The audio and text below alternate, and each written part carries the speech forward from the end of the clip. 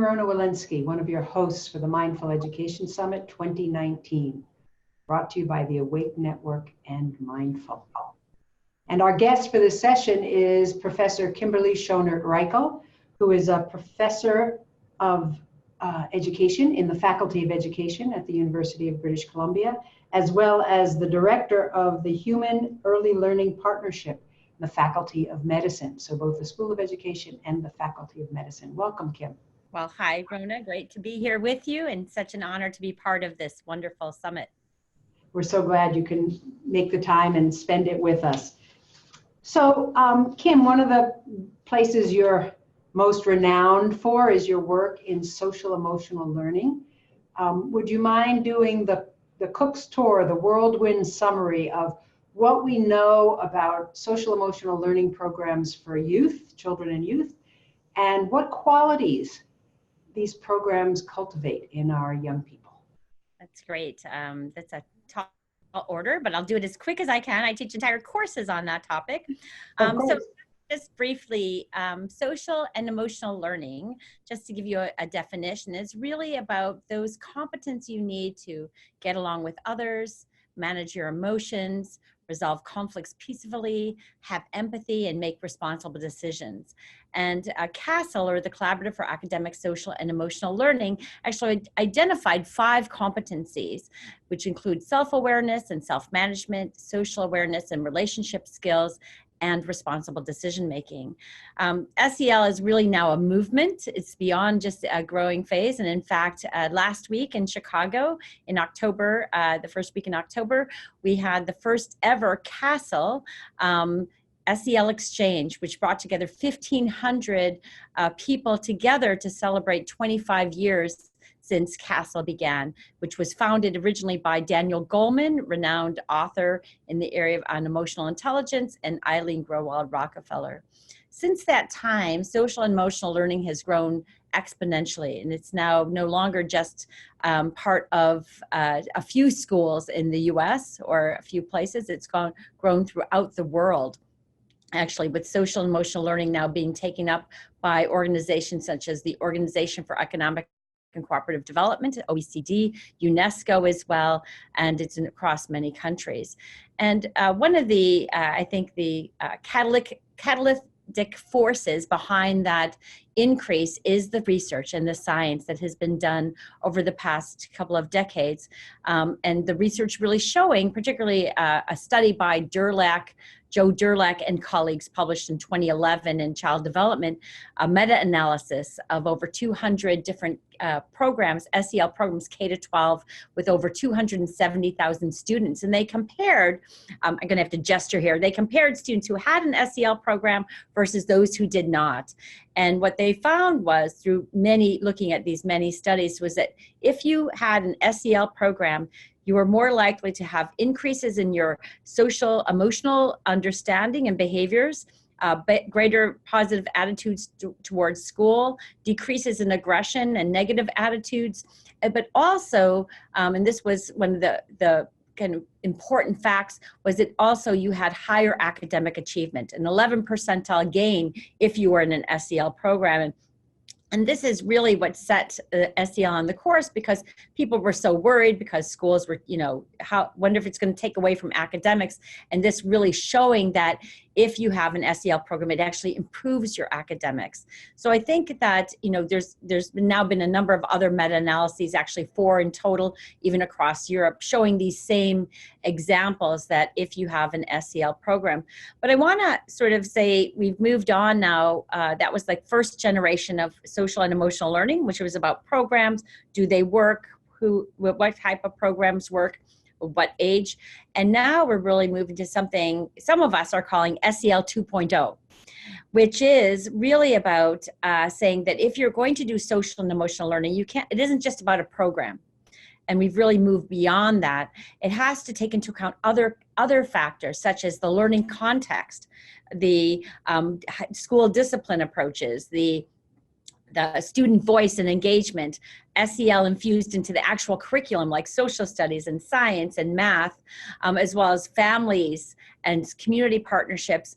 And the other big, I have to say, big change that's really occurred in the SEL field is the recognition that the teachers own social emotional competencies and well-being influences SEL with students. And I think, and I think Rona, of your work, of course, with leaders, school leaders, and that's one piece that's now just emerging, is that maybe it isn't just about the teachers, maybe the leaders, like the administrators, also need to have social and emotional competence and well-being for themselves. So, really we've gone so far in I guess, growing SEL, but now we really are at a tipping point to say that SEL is really moving beyond the simple factor of a program and now much wider spread and infused into the actual fabric of schools and communities, and a much more systemic approach.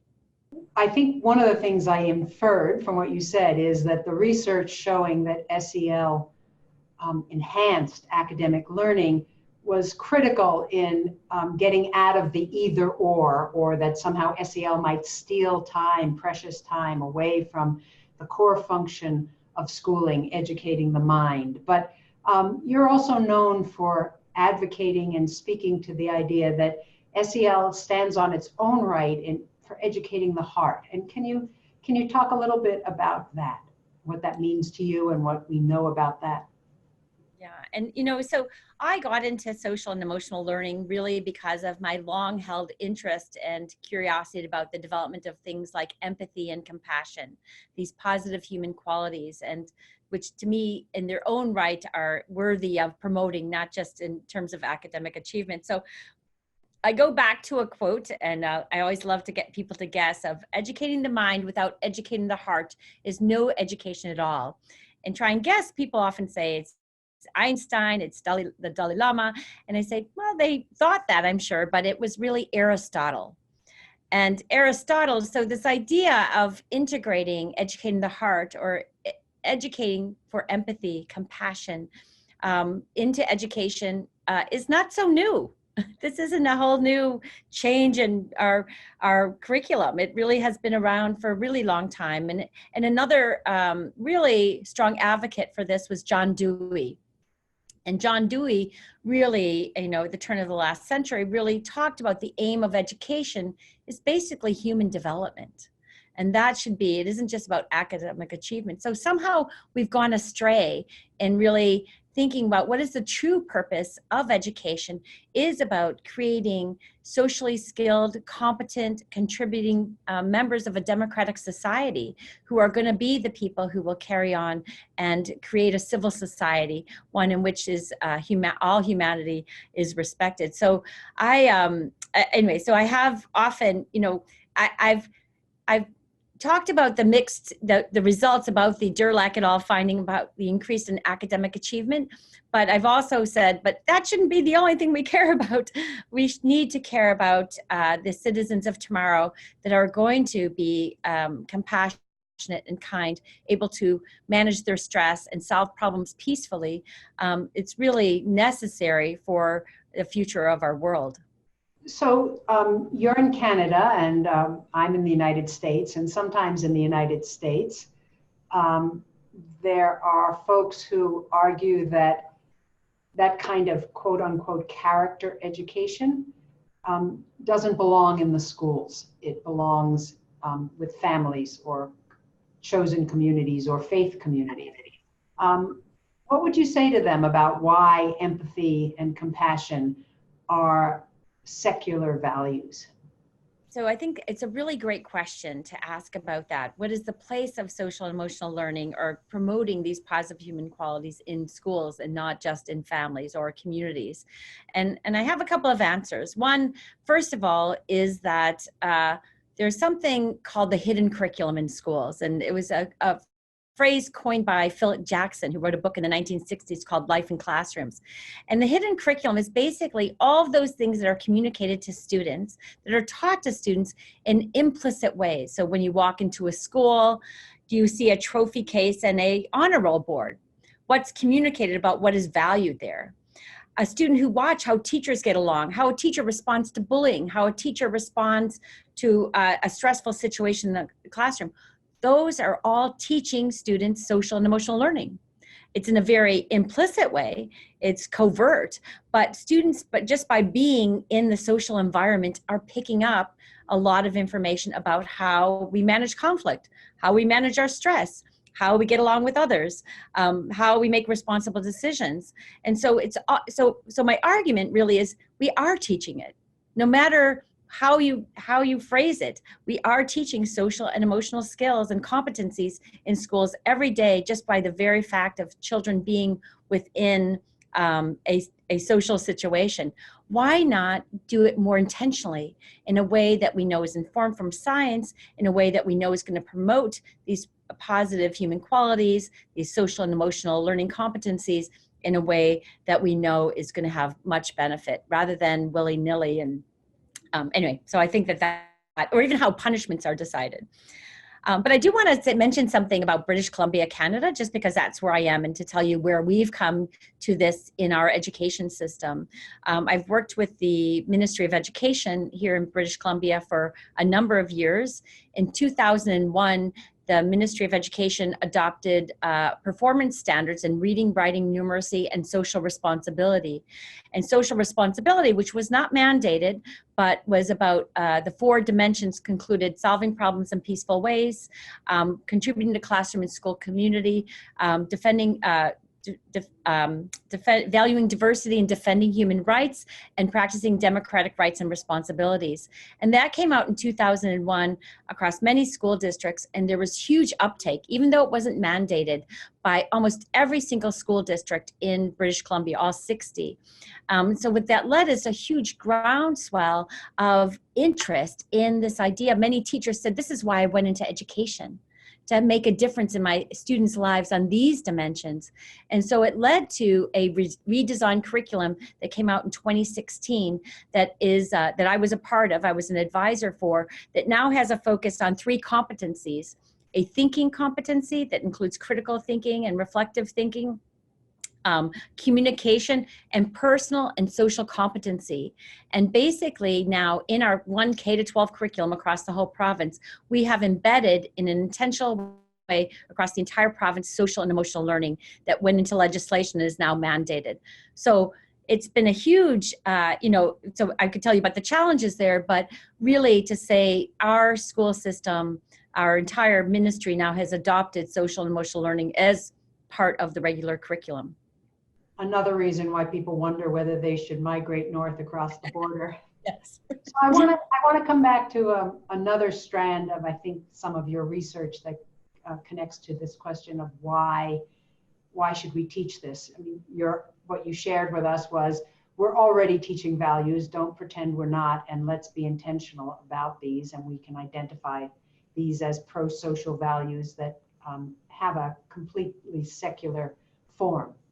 But another truth of American social life of late is the incredible stress and trauma that young people and teachers and everyone is experiencing. And one of the latest, most pervasive new things in education is trauma-sensitive schooling, because there's this new understanding. The reality was always there, but a new understanding of the extent of students being exposed to adverse childhood events and bringing much emotional baggage to school.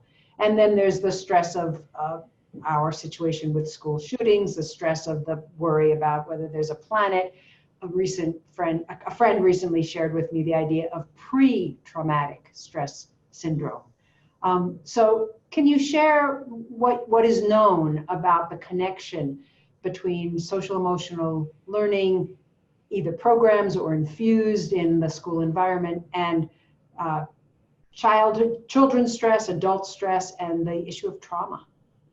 Yeah, I think it's a really important one. And I have to say, I began my professional career actually as a teacher at a middle school first, just for a semester in Oak Park, Illinois, and then as a teacher in an alternative high school for 3 years, where I was with students who had many of those traumas. And then I went and lived and worked in a residential treatment institution for children who were considered, who had severe emotional and behavioral disorders, who had experienced all their trauma. So I lived and worked there for 3.5 years with those kids. So I knew firsthand those effects on children, had seen many children who had gone through this trauma.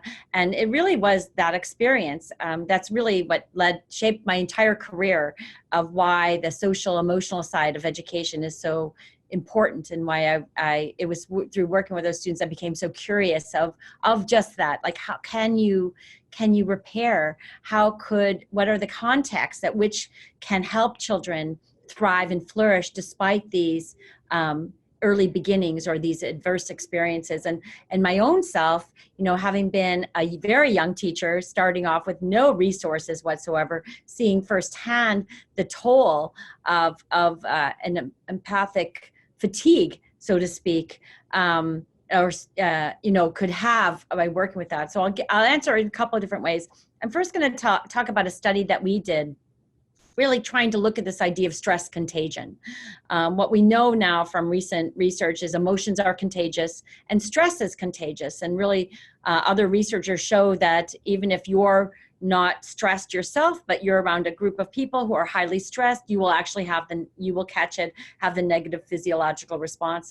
And so a few years ago, one of my colleagues, Ava Oberly, and I conducted a study that we wanted to look at stress contagion in the classroom. So we went to 4th to 7th grade classrooms, about 16 classrooms, and the teachers, and we had the teachers complete a measure of their own stress and burnout. And then for the students, we really wanted to get the sort of nub or core of their stress. And so we collected their spit. And so just to tell you why we collected their spit was because that's a way to get cortisol, which is a stress hormone, which we all have. And it's a healthy pattern is it peaks about a half an hour after awakening, declines the rest of the day. But if you're highly stressed, it kind of stays on overdrive. And in fact, if you're really, really stressed over a long period of time, it kind of goes down because it's kind of the system can't. But we went to the classrooms and we collected the students' saliva, and just so you know, 4th to 7th graders love giving you spit. They actually love the study as well. They love participating in the study, learning about stress in their body. But what we found was fascinating, that those classrooms in which teachers reported the highest levels of stress and burnout had students with the highest levels of cortisol in the morning, indicative of higher levels of stress. Now, we don't know it's correlational. We don't know if the teachers were highly stressed and they were passing on to the students. Were the students coming in with these higher levels of stress, with these adverse childhood experiences or whatever, and the teachers were capturing that. But it goes to say about this notion of stress and the context, that it isn't just about, I think so many times we focused on just trying to help the kids, and what we argue is you actually have to look at all of the people in the context and help them. And so we know that stress, there's been other research. Clancy Blair and his colleagues have done some research of looking at toxic stress. And actually there's some great information on Jack Shonkoff's website at Harvard, the Center for the Developing Child at Harvard, on toxic stress, but basically finding that children who have all these experiences, whose stress is constantly on overdrive. So we talk about the saber-toothed tiger who was chasing us back, and we had our physiology changed, and we had our blood left our brain so we could fight, or we could run, or we could freeze. That in fact, that those children who have that constant overdrive, that cortisol breaks through the blood-brain barrier and actually could damage something we call the prefrontal cortex, which is that part of our brain responsible for working memory, cognitive control. So in fact, young children in particular, those from poverty, and even more so, who have this toxic stress, can look like they have attention deficit disorder, when in fact it is due to this toxic stress that's interfering. So I think we're learning more and more about this stress, and I think the idea of trauma-informed practices and the idea of being really aware of those experiences. But I just want to make a bit of a sort of turn here, and to me, what it is in trauma-informed practices is compassion at the core. because I think what you see, what we're trying to change the mindset of these children coming in who are inattentive, who are aggressive, who are misbehaving in whatever way, that rather than see their behavior as something we have to control and manage, changing our lens in which to see that behavior that's a manifestation of the stress or adversity they've faced, and approach it from a much more compassionate lens of understanding that that's how they are able to communicate to us without having the other resources. And so I actually see that I'm not trying to make it too simplified, but I just want to say that that's something that really resonates for me, is that the trauma-informed practice is something we should be using for all students, because we don't know anyone. It isn't just the, whatever we can consider adverse. We don't know what kids bring into us, and their behaviors are speaking to us. And the onus is on us as adults to be able to try and understand what their behavior is telling us. And the other thing, and I guess it goes to the context, and I'm just going to, Rona, because I know you were a school leader for a number of years, how important it is for a school leader to then have that same compassion for the teachers, and how, with their stress that they're dealing with, if they have that. And of course, then someone needs to take care of the school leaders too. So I want to say the whole system has to have that. Peter Senge now is talking about compassionate system leadership. But anyways, I think that we just really need to be cognizant of this increased stress. We know so much more about the negative factors, both short-term and long-term, and then also the importance of always taking into account the context and compassion. So if I could repeat back in my own words what I think you just said, many important details, is when SEL 2.0, which is a more systemic approach, is in place, it is the perfect response to both the kids who have specifically identified trauma issues, but the stress in everyone's life, to create this safer, better, more effective, more compassionate, more humane learning environment. Absolutely. Is that a fair representation? It's wonderful. And actually, I want to, if listeners are really interested in learning more of this, CASEL, it's www.casel.org, has a school-wide resource center. And that school-wide resource center provides all the information on things I've just talked about, from how to have a systemic approach, how to integrate trauma-informed approaches, how to do all of this, how to think about discipline policies, how to think about parents. And it's a very amazing, they have a district resource center and a school resource center that has a number of the tools needed for this. So one of the things I know you've also done research on is the fact that teacher education programs across North America, your country and our country, don't really prepare teachers for this. Do you want to share a little bit about that and what you think we can do? So, so a few years ago, I did a report, a scan of SEL and teacher preparation, my colleagues and I here at UBC, of the US and some of Canada, to look at the degree to which two things. We first did a policy analysis where we looked at each state's requirements for teacher licensure, and to see if there was anything in the requirements that they had in there related to social and emotional learning. We actually already were talking about systemic SEL. So we looked at, was there anything about helping prepare a positive learning environment? Was there anything about adults' own, educators' own social and emotional learning competence? And then anything about them learning how to impart this on to their students on SEL programs. And we found some states, and I don't have it right at my hand, but if people are interested, I could certainly provide the link. It's on the CASEL website, the full report. But I feel like we had very few states that had requirements. But then what we did is so at first we found that, and we found some that had it in the legislation things, and we coded it we had a coding scheme for what it didn't necessarily have to say social and emotional learning, but then we went to we did a randomized sample of 304 colleges of education in the United States, across all 50 states. So we did a stratified sample so that 30% of all colleges of education in each state, stratified by public versus private. We did an analysis of all of the courses that were required in their teacher education programs, elementary, middle, secondary, for content on these three dimensions: the learning context, SEL of students, SEL of the teachers. And virtually, we found more from SEL of teachers, and I'll tell you, we used the 5 dimensions of CASEL, which I mentioned before, and it was more on responsible decision-making and social awareness, still under the 50% mark, and it was more about reporting. Responsible decision-making was like how you have to know when to report, and awareness of diversity. And then for the students, we found virtually nothing. It was just, teachers, I have to say, there was nothing on self-awareness, nothing in the programs about teaching teachers their own self-awareness. The learning context had more because it was more in classroom management classes.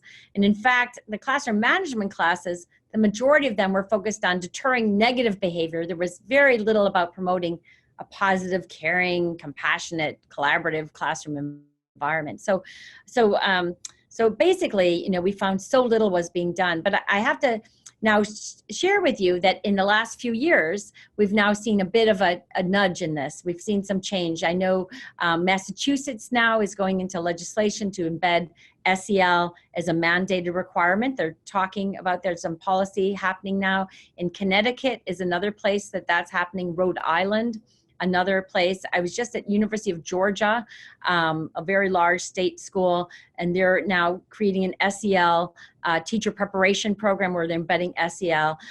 So we're seeing some movement in this. It's nowhere near where it needs to go. But I will make University of British Columbia, where I've been in the faculty of education for many years. 10 years ago, my colleague Shelley Emil and I actually created an SEL teacher preparation program in our elementary cohort. So for the last 10 years, we have a group of 38 students each year who go through a 12-month post-baccalaureate program in which SEL is infused in all of their coursework. They're placed in classrooms for their student teaching that are where teachers already embedding SEL in a school that's already doing SEL. And we even have an SEL library in our faculty of education of programs and books, so that when students are preparing their lesson plans, they can draw from a variety of sources to do that. And then about 7 years ago, we started an SEL master's program in our faculty of education. As a concentration, because our students going through the SEL teacher prep program said, we want to come back in a few years and do our master's. So I think, suffices to say, I'm feeling more optimistic. There's still a lot of work to do. But this is one, if you could think about, if we really want to infuse SEL across the nation, getting it into teacher preparation is going to be one of the great levers for having the wide scale uptake much quicker than if we rely on just professional development for in-service teachers. Have you been able to track anything about those cohorts to discover whether they stay in teaching longer or what any outcomes are? We have to do that. We have just anecdotal evidence from some of our students who've kept in touch with us. So in British Columbia, we have kind of the perfect storm in the sense that we've had policy change. We now have SEL and teacher preparation. We have we even have assessments of SEL that we've been doing here at the organization that I'm the director of. But we really have seen, and in terms of the information from the teachers, we don't have any real data on our graduates, only to hear that they get jobs immediately, and they are the ones from the ground up that can start embedding SEL. Interestingly, when we first started doing our teacher prep program, we hadn't really considered that our SEL students would become ambassadors for SEL. But what would be happening during their student teaching, they'd be in a school, they'd talk about, they were part of the social and emotional learning cohort. Then the other teachers would get interested. They'd want to learn more about social emotional learning. So then our student teachers were giving professional development to the in-service teachers at the schools to learn more about social and emotional learning. So, I love this idea of a sort of top-down with policy that provides the room for these initiatives to happen, and at the same time, kind of a ground-up or strategic termites, as one of my friends likes to say, of growing SEL among the profession. So let's take the scenario that's not so optimal. And this question was triggered by your reference to the resources Castle has online, all these guides and benchmarks and strategies and suggestions and everything you would need, except the people who embody it, the time to do it. We know that the world is full of curricula that sit on shelves, and probably the new world is full of web resources that sit, in the cloud somewhere. But the actual capacity or conditions for something to change in a not UBC, British Columbia context. Any suggestions, any stories, any ideas about how some people who are in our audience who are compelled by this, who have maybe a little bit of training, but they're in a state without mandates, they're in a system without SEL prep programs, they're self-taught. What are some steps, practical steps for people who want to move this work forward? Yeah, I think I'm presenting BC as such a, it's grown so much, but it actually has taken a long time. So I just want to say this was not like suddenly we came up with this idea and our policy makers said, yeah, that's a great idea, let's change. It took many years to build the interest. And really, I've been working in this area. I've been in British Columbia now for 28 years. So think about that length of time of talking about this. So it really took, for me, at least, it took working very closely with another colleague. Like there was just nothing like a partner in crime that can help you and be supportive. And we started Dr. Shelley Emil, who's at UBC too. Her research focuses a lot on bullying, but she also a big supporter of SEL.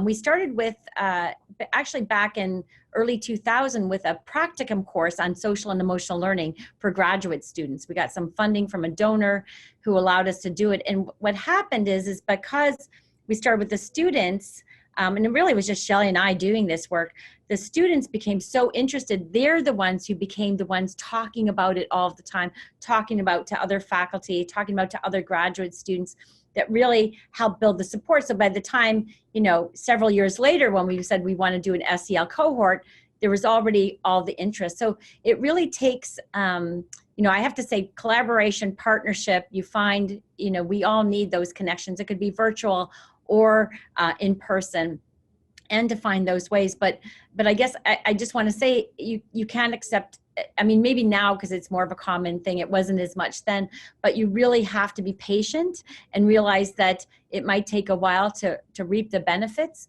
I do have to say the other thing that worked here, a few things. One is I'm in teacher preparation. So I think about teaching my courses over the years.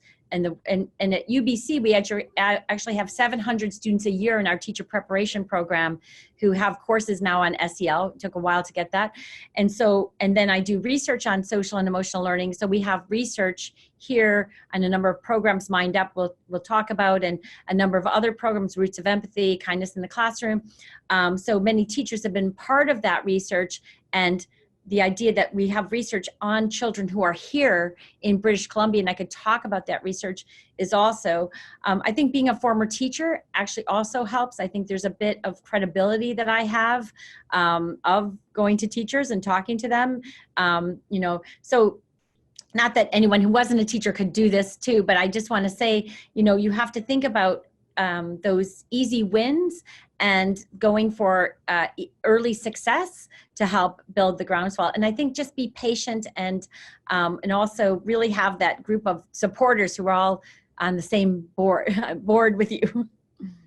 So let's talk a little bit more about some of your specific research. You're well known for having researched the Mind Up curriculum. You also mentioned Roots of Empathy, and I think one more. In the last bit of time we have together, can you share a little bit about the specifics of what you've learned? Yeah, and I think I do want to link, one thing that's really important is how does SEL and mindfulness all connect? And we're the mindful summits. And so really thinking about that, and really I got into mindfulness and studying Mind Up, actually not because I was I learned about mindfulness. I actually learned about it after I learned about the program. It was because of my interest again in promoting positive human qualities. And I found and was curious is whether an SEL program that embeds mindful attention awareness practices could sort of cultivate social and emotional competencies like empathy. And Dr. Mark Greenberg, who's a very big in the field of this, was one of the first that really connected the 5 dimensions of a castle on sort of self-management, how mindful attention awareness helps cultivate self-management, social awareness, how mindfulness practices. And if you look at all 5, mindfulness is one way to really boost the development of those 5 dimensions of SEL and then the behavior. So that's what I was really interested in. So Mind Up, which is a curriculum that's from pre-K to grade 8. There's 3, it's available on Scholastic, but there's training. It's 15 lessons. There's a couple of things unique about Mind Up before I talk about the research. It's one of the first programs that, and it's actually Goldie Hawn, who was the instigator. It's her organization, the Hawn Foundation. And it really was Goldie Hawn who felt that children first need to learn about their brains. She brought in the neuroscience to say, you know, this is one important way before we start the mindful attention awareness practices. Let's have children learn from even pre-K when they're 4 about their hippocampus and their amygdala and their prefrontal cortex. And it was so interesting, you know, because I will mention when I first started doing research, I was a bit skeptical. I was like, I'm not sure if these little kids are going to buy into this, of doing the breathing. They call them brain breaks 3 times a day. And then they do random, you know, acts of kindness and gratitude and perspective taking, mindful movement, mindful tasting, a host of other ones. I was curious and skeptical, I have to say, which is good as a good researcher goes into, to find out how much the students bought into it. And teacher buy-in was incredible as well, because teachers told us that by teaching the neuroscience and seeing the children be so excited, it excited them. And then the brain breaks were one way that the teachers, I mean, teachers have told us that I do Mind Up for myself.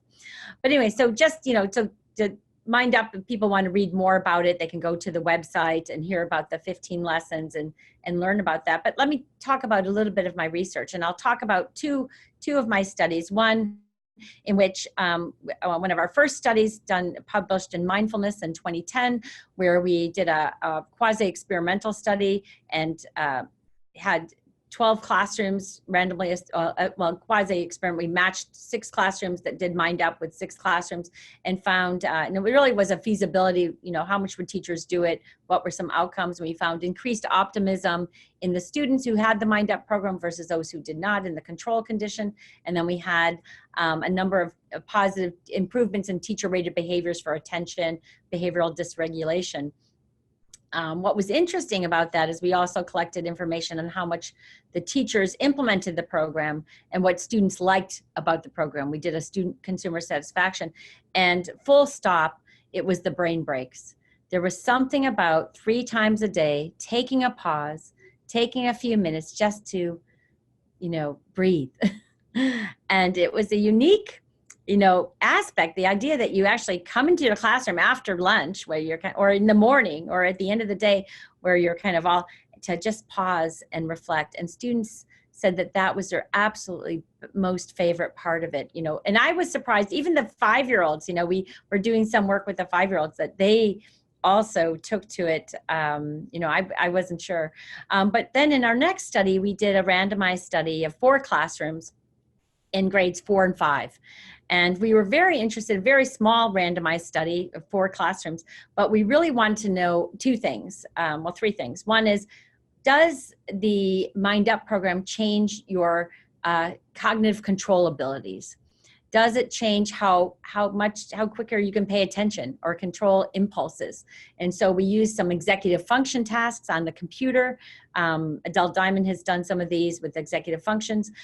There's something called Hearts and Flowers and Flanker's Fish, really an objective measure. And then also we wanted to know, does, you know, if you think of the program and its aims, does it actually help reduce stress in children? Does it? And so, you know, as I mentioned before, I really love to look at stress down to the core by collecting saliva and looking at cortisol to see how this gets under the skin, so to speak. And then, of course, we wanted to look at a range of self-report, empathy, and, you know, and self-esteem versus even anxiety and depression. So we randomized, we had 2 classrooms that got mined up, 2 that didn't. Before and after, we looked at executive functions, we looked at cortisol to look at stress physiology, we looked at a range of other outcomes, and even math. We actually looked at math grades as well. And what we found, which was again remarkable to us, the confluence of findings across all these dimensions, from an objective measure of executive function, finding that children that had the Mind Up program were significantly faster. Their reaction time was much quicker at post-test compared to the kids in the control group, which, by the way, had another program that they received on social responsibility. Their stress physiology, and looking at the cortisol, what we found is that pre-test, before the students had been assigned to the Mind Up program, both the Mind Up students and the control students had a very healthy pattern of cortisol, the one that went peaking at 9 a.m. and went down till 3 p.m. But what was fascinating, at post-test, the Mind Up students had the same healthy pattern. But for the control students, the students who weren't exposed to Mind Up, they now had a very flattened cortisol pattern, which is indicative of chronic stress. Now, I will mention that we had the program was from January till June. And if you talk to any teacher, any school, you will find that January to June is kind of all downhill because people get more stressed. And so, and you see across a number of studies showing increases in behavior problems and decreases in motivation in that second semester. So I think what we found is really maybe an optimal time in which to intervene or put in a program to disrupt this typical trajectory of getting more stressed. Would be that second semester, or it might be the whole year, but something particular about that second semester. We also found increases in empathy, perspective taking, school self-concept, a whole host of things, decreases in anxiety, as well as the students, although we didn't have before and after math grades, just the ones at the end of the year, that students in the Mind Up program had significantly higher math grades. So really, again, showing we had both administrative data, self-report data, cortisol data, and executive function data all coming together, really showing the benefits of that Mind Up program. And I guess, and just to one thing, what we're doing right now, just because I've been so fortunate at the Interdisciplinary Research Institute, in which I'm a part, that I get to collaborate with like Adele Diamond on executive function, my colleague Tim Oberlander to look at the cortisol, and right now I'm collaborating with Michael Kobor, Dr. Michael Kobor, who is a molecular geneticist. And he's been studying the effects of epigenetic change. And there have been some studies to date, a handful really, showing that in adults, meditation retreats or yoga actually show epigenetic change. And just a brief, epigenetics is basically showing our DNA, you're born with DNA. And if you think of a dimmer switch, that your DNA can be kind of turned up or turned down through methylation.